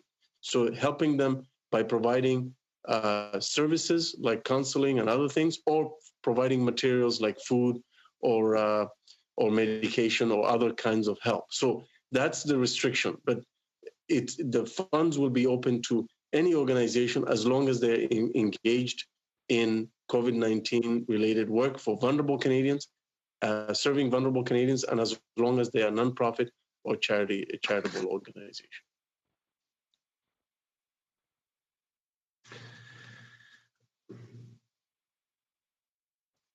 Can you hear me? Yes. I'm going to turn it over and just quickly ask a question that I'm hearing a lot of from my constituents about CEBA eligibility. And I am just wondering if the minister could let us know whether the government is considering on maintaining the payroll threshold that clearly discriminates against many sole proprietors in my neck of the woods. There has been a lot of frustration from my constituents, many of whom operate a small business or a social enterprise that don't qualify for this because of the payroll calculation. Could the minister please provide some comment? Thank you it's a very important question. Unfortunately, it's not, this is something that is within the portfolio of the minister responsible for small businesses, but I will invite my officials to comment if they're able to on this question. That's all I have. Thank you, Chair. Thank you, Mr. Viss. Thank you, Minister. Mr. Housefather, for 5 minutes, please. Thank you very much, Mr. Chair. I really appreciate the opportunity. I have a few things that I wanted to say and then have a couple of questions. First, Mr. Minister, I want to say how impressed I have been over how quickly these programs have been rolled out and how adaptations have been made to these programs in response to comments from Liberal MPs and in response to comments from opposition MPs. It has truly been, I think, a Team Canada approach, and I really appreciate it. I also wanted to mention that in terms of the comments that have been made about Service Canada, while indeed we have had in my riding and in adjacent ridings, sometimes where somebody has had difficulty receiving a response, in general, in over 90% of the cases, I think my office and constituents have actually gotten a very good response. So I want to thank Service Canada for what they're doing. I also wanted to mention that in response to the questions about maternity benefits, Minister Qualtrough was here last week. Minister Qualtrough committed to ensuring that the issues that expectant mothers are having under the CERB are rectified, and so we've already had assurances from the minister responsible for that program. I would like to turn to the Minister Hussen, who again I thank for being here. Minister Hussen, a lot of comments were made, which I mean we're all getting in our writings, about renters who are very, very concerned. As I understand it, the Canada Housing Benefit Funds have already been transferred to provinces like BC, Ontario, Alberta, and Manitoba, amongst others. So would those provinces not have those funds right now to be able to roll out to help renters? Yes, absolutely. And the beautiful thing about the Canada Housing Benefit is that when we sign agreements with provinces to help renters in those provinces, the provinces determine their priority populations. So in the case of Ontario, Ontario was the first province to sign an agreement with us in the beginning of this year. The Canada-Ontario Housing Benefit, the province of Ontario said that they want to target folks who are in most housing needs, vulnerable Ontarians, women fleeing domestic violence, households that have suffered human trafficking, Ontarians with disabilities, Indigenous Ontarians, as well as seniors. And because they have kept it to those populations, they have actually managed to be able to make the benefit much deeper, between $6,000 to $7,000 a year, which enables people to really get out of temporary housing and into permanent housing. And so someone may just need it one time in their lifetime to get into housing. Another person may end up using it for a year. Other people may end up using it for longer. So the Canada Housing Benefit is our response to the issue of rental affordability.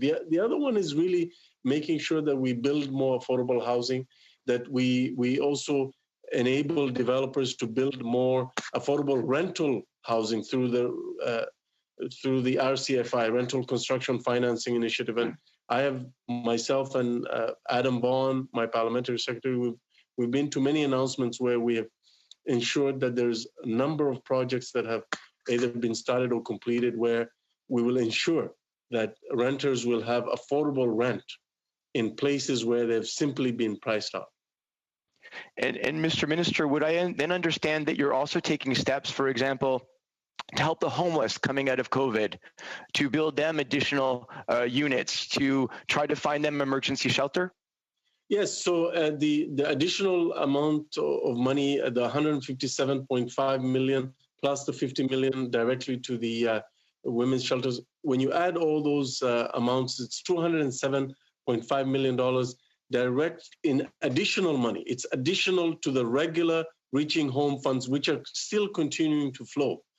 And because we've freed up that fiscal space for municipalities, they're now able to use some of their capacity to buy and outright acquire property. But the money that we have provided is to enable them to acquire more space, to acquire more cleaning supplies, to acquire more physical barriers, to enable them to allow the homeless population to practice social distancing, to enable them to get hotel rooms for social isolation. We've made that money very flexible, and the majority of the communities that are supposed to get that money have received it already. So the flow of the money has been also in record speed. And so we've been able to really be proactive. It was one of the first things that we did in response to COVID-19. Thank you. Mr. Chair, do I have any time left? No, you do not. Thank you very much, Mr. Housefather. And Minister, maintenant, Madame Chabot. And now Ms. Chabot for 2.5 minutes, please.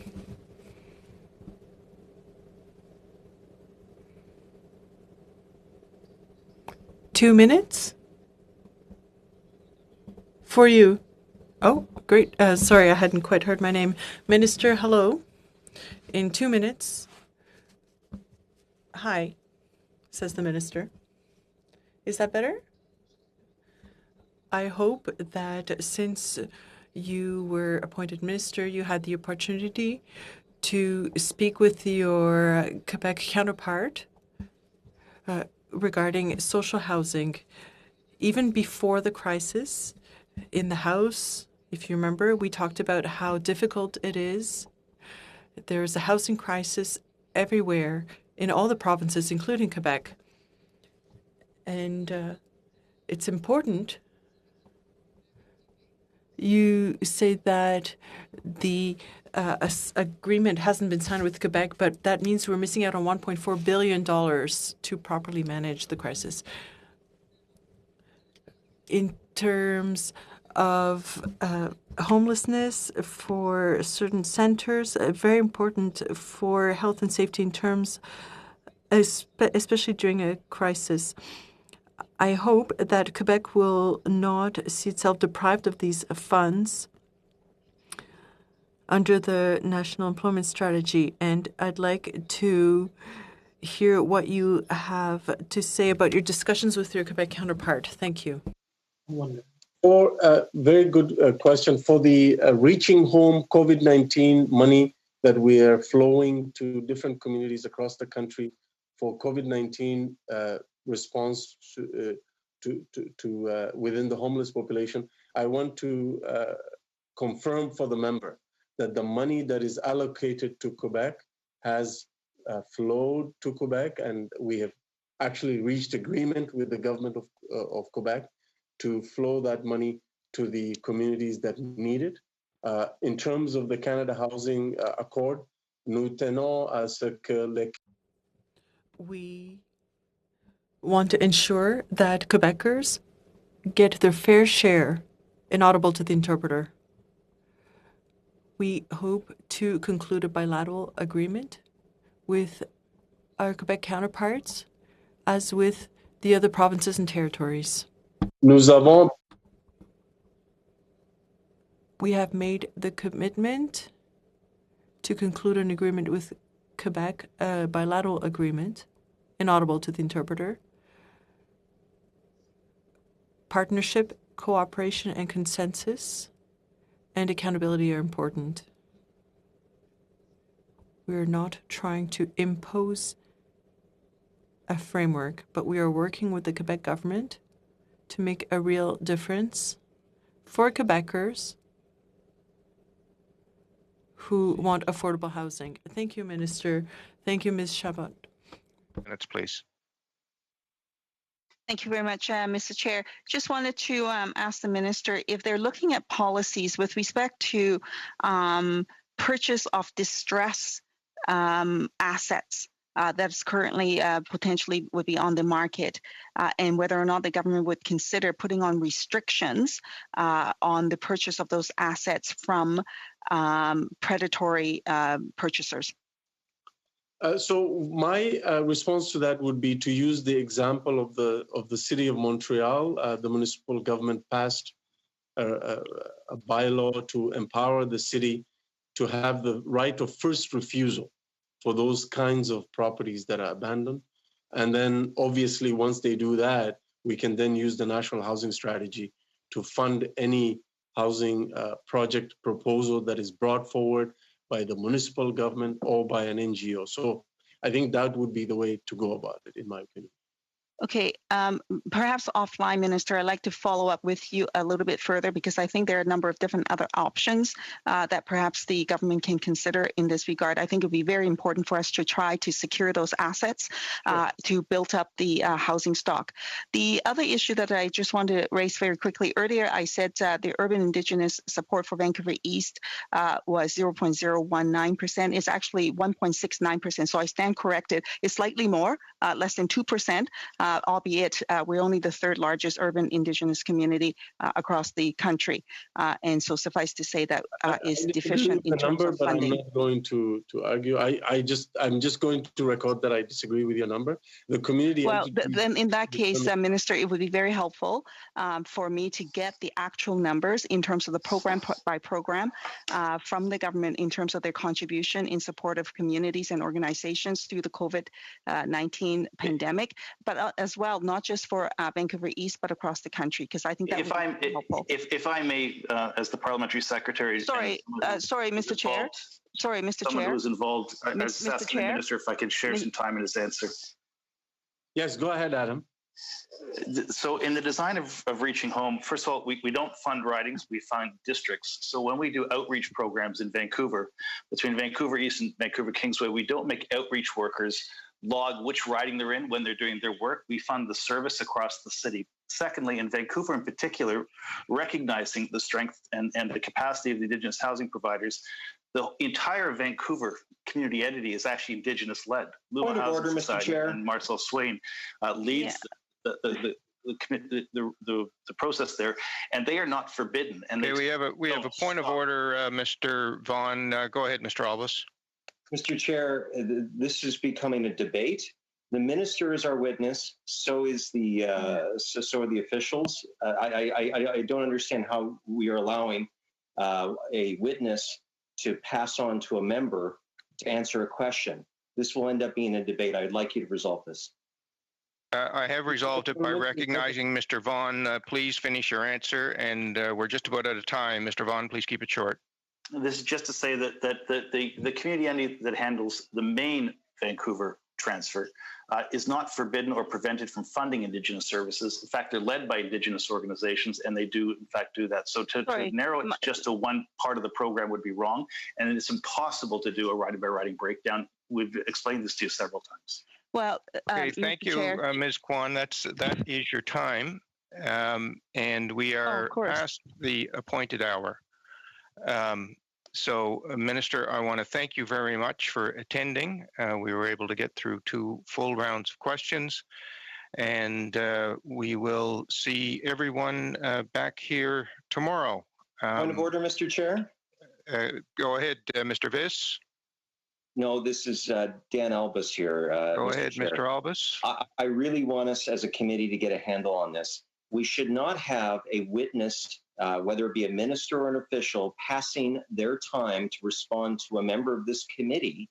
That creates a debate. I would like you to make sure that this does not happen again. Thank you, Mr. Albus. You made your point of order, and I've ruled on it, and now you're repeating it. I don't think there's any purpose to be served by prolonging the meeting. It creates a debate, by repeating points of order. You know what? You can rule on it, Mr. Chair, but you know we do have these things. I've never seen that in a committee in my time since I've been here, and I would like to ask yourself to please check with the clerk to see if it's suitable, because this will create debates on the committee where we're supposed to be inquiring our questions and directing them to our witnesses, and not towards each other. Thank you, Mr. Albus. I'll do that in advance of the next meeting. Thank you. Thank you. We've reached the appointed time. Thanks to everyone. We'll see you tomorrow. We're adjourned.